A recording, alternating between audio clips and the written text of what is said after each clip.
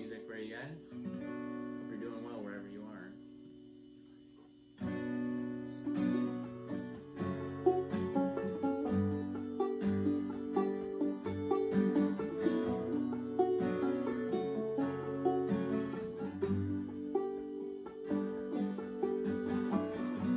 It's like an old friend, kinder than expected.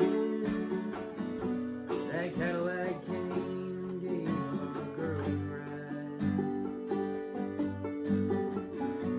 Loss has no end, it binds to our connection, and we don't speak of it, we don't even try.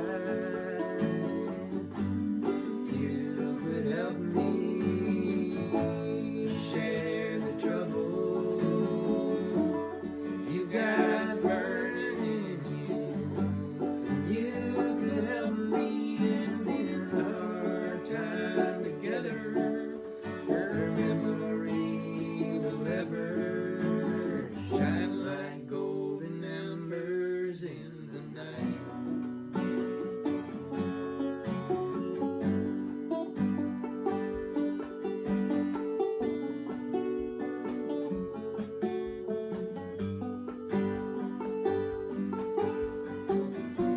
I miss the old hymns she used to sing. The sparrows spread their warm wings. Now they've all divided, the silence of strings, like notes on the pages. She breathed life into all things. You could help me to share the trouble you got burning in you. You can help me end in our time together. Her memory will ever shine like golden embers in the night.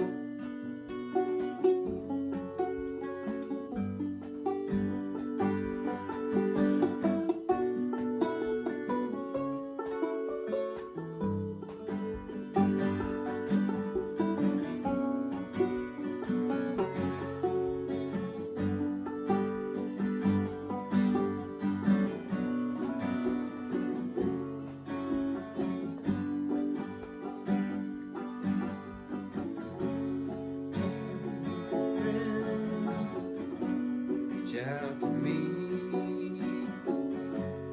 bathe me in the light of understanding. Try to help me to share the trouble you got burning in you. You could help me and in our time together. Her memory will ever shine like golden embers in the night.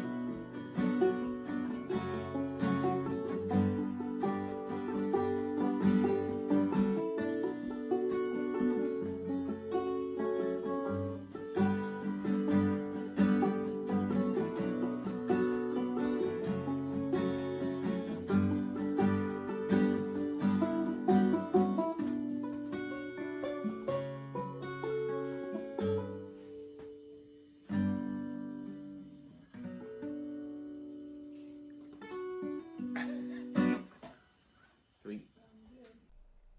Hello, everyone, and welcome to our Fellowship for Today Spiritual Center Sunday service. We're so glad to have all of you joining us this afternoon, and we hope that we can interact with each other. So please leave a comment. Tell us that you're here by saying hello in the comments, and it'll just be that community feel that we at the Fellowship love so much. Want to say thank you so much to Leroy and Solomon for starting us out, our service out this afternoon with that beautiful song. It's so sweet to see the two of you singing together, and we love love those harmonies that you're able to produce, dad and son harmonies. So thank you again for sharing that with us. We like to start out our service with a meditation that just brings us into the present moment and grounds us. So I'd like to invite all of you to close your eyes if you're comfortable doing that. And let's just take 2 deep breaths together. Let's breathe in and breathe out. And breathe in and breathe out. Let's place our hands on our hearts, bringing our attention to this sacred center. And just follow your breath. Let your shoulders drop, and let's lay down all of our thinking and doing and being of the day in this wonderful, quiet, peaceful place.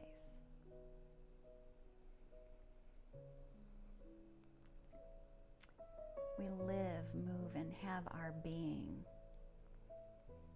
in an all-encompassing oneness. A love that holds us eternally. A love that surrounds and moves through us into our human experience in this world. Living in this awareness, we can see the reflection of pure love in the eyes of everyone that we look at. And we experience this light, this energy respond to us through everyone, through every circumstance and experience and condition in our lives.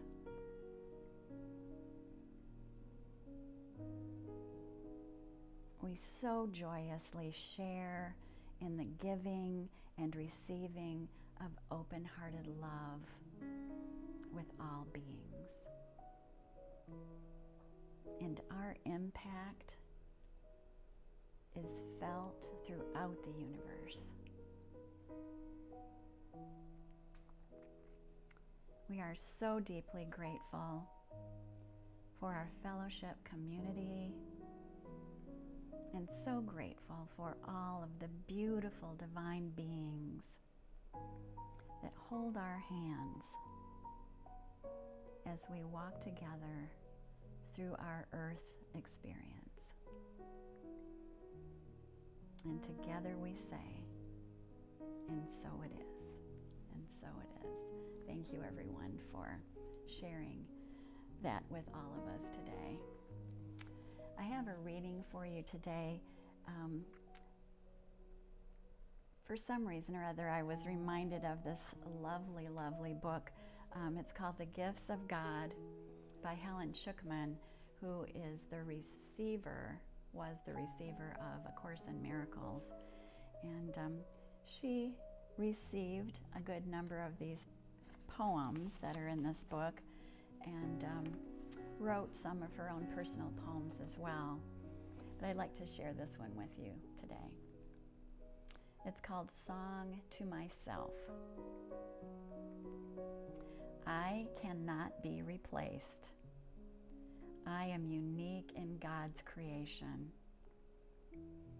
I am held so dear by Him that it is madness to believe that I could suffer pain or loss or fear. Holy am I, in sinlessness complete, in wisdom infinite, in love secure, in patience perfect, and in faithfulness beyond all thought of sin, and wholly pure. Who could conceive of suffering for me? Surely the mind that thought it is insane. I never left my Father's house. What need have I to journey back to him again? When I close my eyes, I can feel the sunshine, and though it may not be morning yet, I feel peace, knowing that I have friends like you.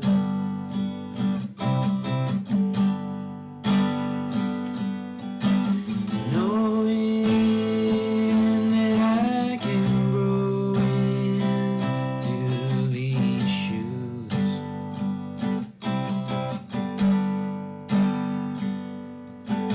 It seems as time passes that our dreams, they do too. And that thing that you wanted isn't far from the truth of who you are today.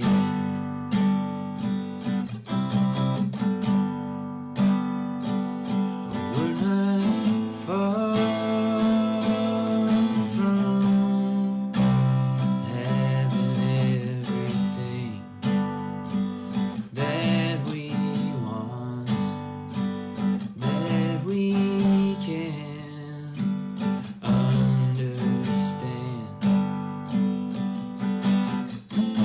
Sitting and being,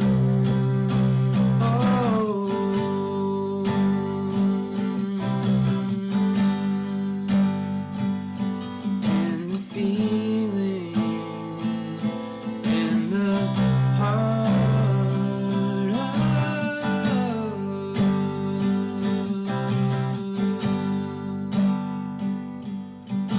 cause I know it's been a few years since we've spent time, but that doesn't mean we can't pick up from where we left off. Cause I know as it goes, so it will be whole. And I know that as we grow, we'll stay in touch. Thank you for all you are.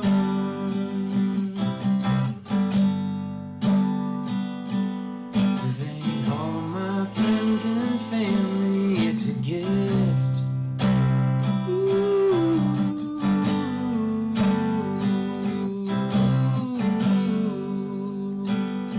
Cheers to you, cheers to me,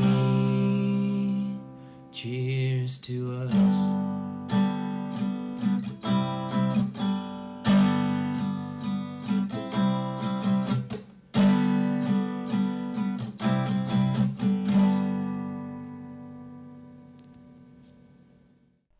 We so appreciate you, Solomon Harvey, and want to thank you for that really beautiful song. And in a nice music video that's a little bit different for us to watch here at the fellowship. It was really, really fun to watch it and hear your beautiful voice, so thank you. So this is the time in our service that we stop and pause and really think about the beautiful gifts that we have in our lives, feel appreciation for each other, for our family, friends, and all of the blessings in our lives. And really, really grateful to all of you for all of your generous donations to the fellowship. And we focus our attention right now on our tithes and offerings that we generously give to the fellowship, allowing us to create and provide these wonderful services for you each week. So let's take a moment, go within and just feel that gratitude. Let that abundance well up within and just feel so certain and sure that abundance is ours always. It is ours to claim. Individually, in our spiritual community. And now I'd like to invite you to read our blessing of the tithes and offerings, and you'll see that on the screen right next to me. The light of divine love shines eternally, blessing and multiplying our tithes and offerings. I joyously give, knowing I always have enough to share and to spare. Thank you again for all of your wonderful contributions. And now I'm very, very happy to introduce our speaker this afternoon.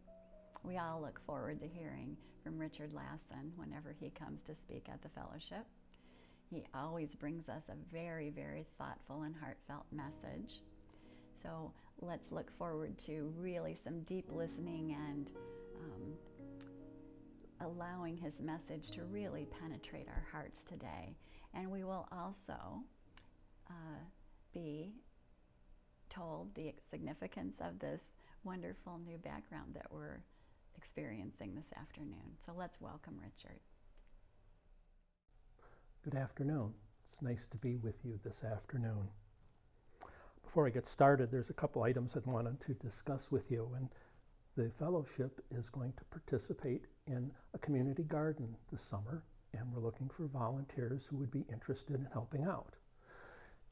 Let me give you some information about how we plan it to work. If we can get 12 or 14 volunteers, we could make it such that it's not the work isn't put on one or two people, but we would have teams of 2, and therefore we would have 6 or 7 teams, and each team would be assigned a week to go out to the garden and weed and water.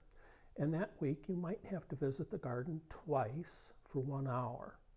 And so we're looking at a growing season of about 4 months. So at most you're looking at is a 6-hour commitment over 4 months that would go with this. I think it's a good thing to do. It kind of parallels some of the concepts that we have here at the fellowship. And we get to work with somebody outside in the dirt, and it's a wonderful experience. We have several that have signed up. If you're interested in doing that, please call the fellowship office and we'll get your name down. The other thing is I wanted to talk about is that I've been reading this book called After, and it's written by Dr. Bruce Grayson, who is an MD and a psychiatrist, and he has written a story. Well, it's his experience of doing research into near-death experiences, and it's very interesting that he discerns the difference between the mind and the brain, and that there are things that he has documented that are very difficult for science to explain. He starts the story out, and I'll just be quick with this, is that as an intern, as a new resident doctor, he was called out to an emergency in a psychiatric hospital, and a young woman was comatose coming in with a drug overdose.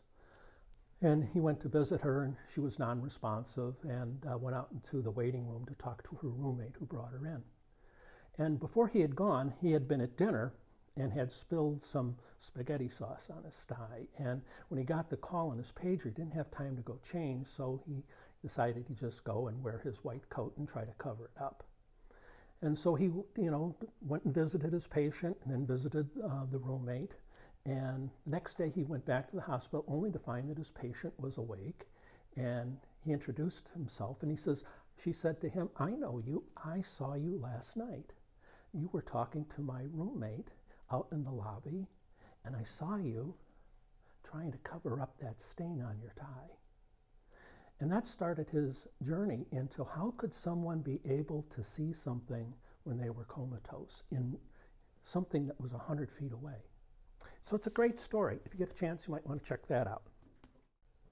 I find it interesting that our Sunday talks are basically contain a similar message week after week. That we have a power within ourselves that can heal and create. And so often the path of enlightenment is a slow, gradual shift in perception. For many of us, we need to hear this message over and over, and eventually in time, there is a shift in perception. So let's talk about that a little bit. I have a story to convey, and it's about a man who owns a shoe factory, and he's very lucrative, he's doing well, and he calls in his top salesman and tells them, "I am sending you down to Fiji to go sell shoes. You're going to be our new representative on the island of Fiji." Well, he was a little reluctant, and the salesman did what he was told. He went down to Fiji, and after 2 or 3 weeks there, he calls back in a panic and he says, "Why did you send me down here? I mean, there's no opportunities. Nobody here wears shoes. I'm coming home." And so he does. He returns home. Only a few months later is the owner of the factory sends another salesman down to Fiji. And he goes down there and looks around. And in a couple of weeks, he calls back to the main office and he says, "What an opportunity. Nobody here wears shoes." The question is, which salesman was right? The better question is, which salesman do you want to be? It's a gradual shift in perception, is that what is reality? It's as much has to do with how we want to perceive things. Our life is determined not so much by what life brings to us, but by the attitude we bring to life. Not so much by what happens to us, but by the way our mind looks at the world around us. Years ago, I was doing a meditation, and my spirit guide, I hear from him periodically, and I was just meditating, and he conveys information and questions, and he said, you can choose to be whoever you would like to be. And, at the time, my labels were not unusual. I was a geologist at the time, and I did this and that. And he says, "So who do you become when you are not that anymore?" I don't normally watch network television, but the other night I was channel surfing, and the Wheel of Fortune was on. And Pat Sajak asks the contestants, "So, tell me about yourself." And so what I would like you to do is to get a pencil and a piece of paper and write down how you would respond to that question. Tell me about yourself. What would you put down on that? So take a few minutes and I'll read to you a couple of things that some of the contestants said. "Hi, I'm Marla. I'm from Salt Lake City. I'm married to my high school sweetheart, Jeremy, and we have 3 children, Brian, who is 9, Devin, who is 6, and my youngest, Katie, who's 2 years old. I work for the Secretary of State at Salt Lake City as an IT specialist, and I enjoy sewing, whitewater rafting, and picnics on the beach." The next contestant said, "Hi, I'm Marty. I live in Alameda, and I'm a sanitary engineer for the great city of Oakland, California. My fiancée, Michelle, is here in the audience with me today, and we're planning on a June wedding." All those statements are true, but I go back to what my spirit guide said. Who are you when you are no longer those things? It's a good question. For many, it evokes a certain level of anxiety. And someone once said to me is that if they removed all those labels, they would feel like the hole in the donut. Actor Hugh Jackman was quoted as saying about his practice of meditation. In meditation, I let go of everything. I'm not a dad. I'm not a husband. I'm just dipping into the powerful source that creates everything. I take a little bath in it. It's just not finding quiet. It's finding bliss. Meditation is all about the pursuit of nothingness. Isn't that interesting? Being able to dip into this powerful source that creates everything. I have two examples of that. Maybe you're familiar, since the Lenten season just ended, that George Frederick Handel wrote The Messiah back in 1756. At the time, it was 1741. He was 56. It was year 1741. And he wrote this 260-page oratorio in 24 days. It takes 2.5 to 3 hours to perform the entire work. I write, and I can tell you this, to be that prolific and to write such incredible things in 24 days is simply unbelievable.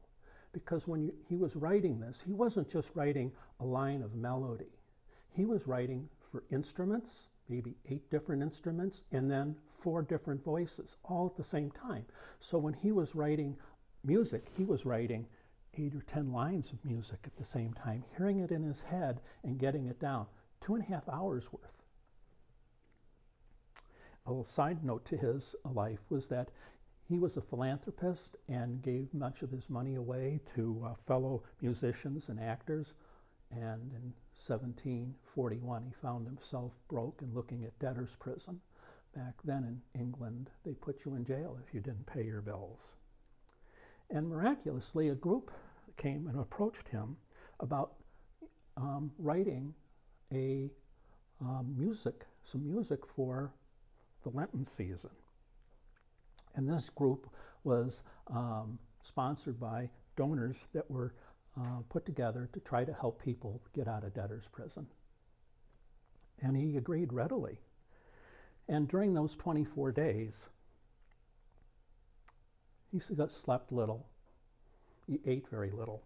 And when he wrote the Hallelujah Chorus, which was probably the hallmark that most people are familiar with, his servant asked at the time, "How did you do that?" And he said, "I thought I saw all of heaven before me."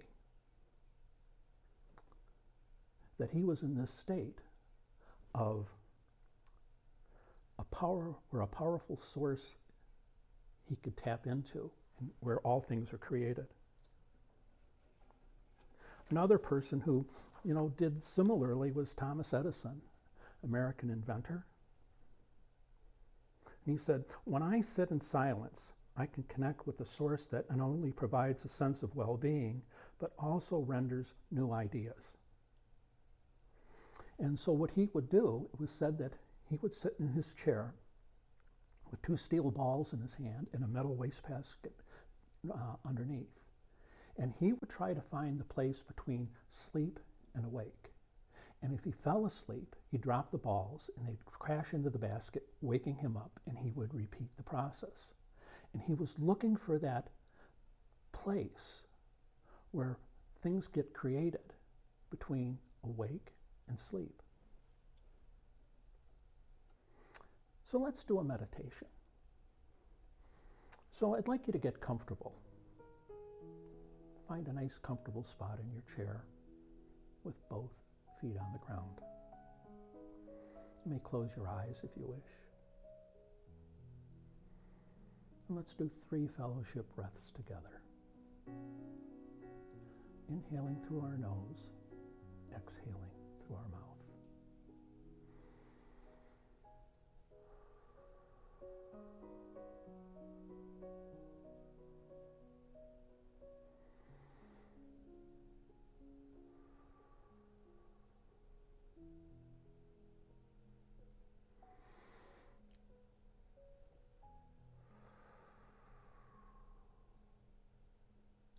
We are relaxing our body. We are consciously aware that we are relaxing our feet, our toes. We're resting our ankles, calves, knees. Our thighs and our hips are completely relaxed. Our fingers, our hands and wrists, our arms and elbows are relaxed. Our shoulders, our back, our torso, all the organs inside are relaxed. Our neck, our face and ears and head relax. And as we fall into this quiet place of reflection, we start to drop all the labels that we wrote down on our card. I am no longer a father. I am no longer a mother. I'm no longer a husband. No longer a wife. No longer a friend. No longer a daughter. No longer a brother. And here, where we've dropped all our identities about who we think we are, there is wholeness. We connect with this divine moment, being fully aware of our environment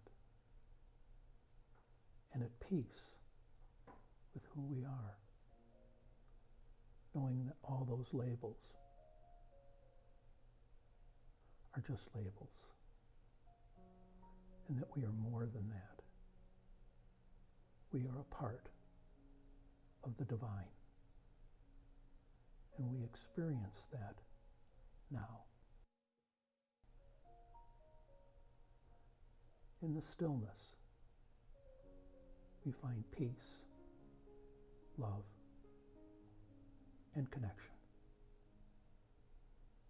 Spend a moment here, dwelling in this river of bliss.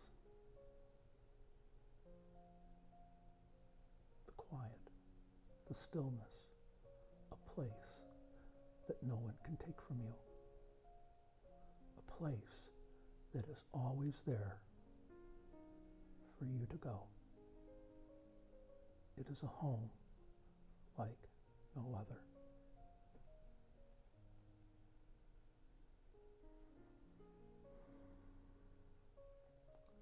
And as we start to come back to this world,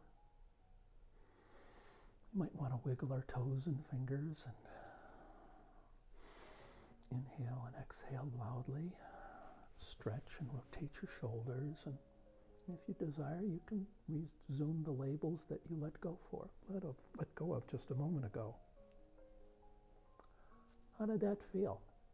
How did that feel to let go of everything? Did it create anxiety? Was it difficult? It does take some practice. Some of the people that the fellowship has talked about and that I esteem I read some quotes that I thought were very germane to this practice. This is Eckhart Tolle. He said, "Be the silent watcher of your thoughts. You are beyond the thinker. You are the silence behind the mental noise. You are the love and joy beneath the pain." He also went on to say, one of the dysfunctional patterns of the mind is the assumption that the now needs to be filled with something all the time. Of course, you have to do things, but see if you can also experience the spaciousness of this moment and the inherent goodness and beauty of the moment, regardless of what it contains. Rumi went on to say, you have no need to travel anywhere. Journey within yourself. Enter a mine of rubies and bathe in the splendor of your own light. Thich Nhat Hanh was quoted to say, silence is essential. We need silence just as much as we need air, just as much as plants need light. If our minds are crowded with words and thoughts, there is no space for us. Many people ask, well, that's great, but How am I supposed to navigate life? How do I know what to do? And in the Bible, Isaiah 30:21, it answers that questions. Your ears will hear him. Right behind you, a voice will say, this is the way you should go, whether it be to the right or to the left. In conclusion, I brought in this thread and as an illustration, and it's not very noteworthy. It has a beginning and it has an end, and if I twing it, it'll vibrate. It's not terribly strong and it has its limits. Sometimes I think of myself as, this string that's kind of by itself and alone. Not terribly strong at times. But when I pray and when I meditate, I see the error of my thoughts. That this string is not solitary and alone. It is combined with other strings, not unlike this Navajo rug that's behind me. All the colors are present, red and grays. They're blended in, and the outcome is greater than the sum of the parts. It has been woven into something that's beautiful. And it doesn't look just like a thread. Here at the fellowship, we sing the song Weave, to weave us together. And the truth is that we are already woven together. The question that begs to be asked, which perception do you choose? The string or the weaving? Thank you. All right, and it's Corey again with another song, The Rosemary Crow's Weave, another favorite I know.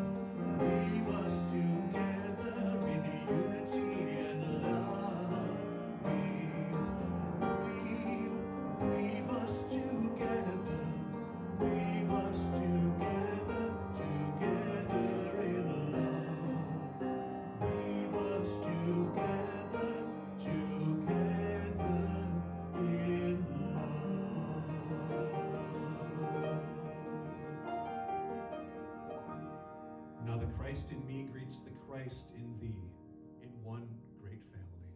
Weave us together. Thank you. So much appreciation to everyone who's made this service possible this afternoon. We want to say thank you to Leroy Harvey and to Solomon Harvey and Corey Williams for all of their wonderful music, for sharing their gifts and talents with us. Thank you so much.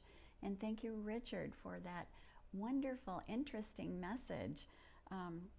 I have those two questions in my mind, and I'll be thinking about those as the week continues. How do I want to experience my life? And who am I? How would I answer that question if Pat Sajak asked me? And then there was a quote that Richard gave us that really stuck with me and is in my heart now. It was from Isaiah in the Bible, and it was, "Your ears will hear him. This is the way you should go." I love that. Thank you so much for all of your wisdom today, Richard. And now we have just one announcement. I want to remind everyone it's not too late. If you're excited about coming together and having some craft time, it's April 21st. That's a Wednesday evening, and all of those details are in our e-announcements that you'll be getting, that you received this last Tuesday as well. And you can always call the office or call me if you need some information about that. And here we are at the end of our service. Such a wonderful, wonderful time to spend together with each other on Sunday afternoon. It means so much to me each Sunday as we come together in our spiritual community. I see each of your faces and all of your smiles. So thank you for that. We're going to be joining together in our peace circle. Let's think of ourselves as weaving ourselves together in our big, huge virtual peace circle. And we'll say our closing blessing that you'll see on the screen. Again, thank you so much for joining us today. You are so loved and so welcome here at the fellowship. I look forward to seeing you next Sunday.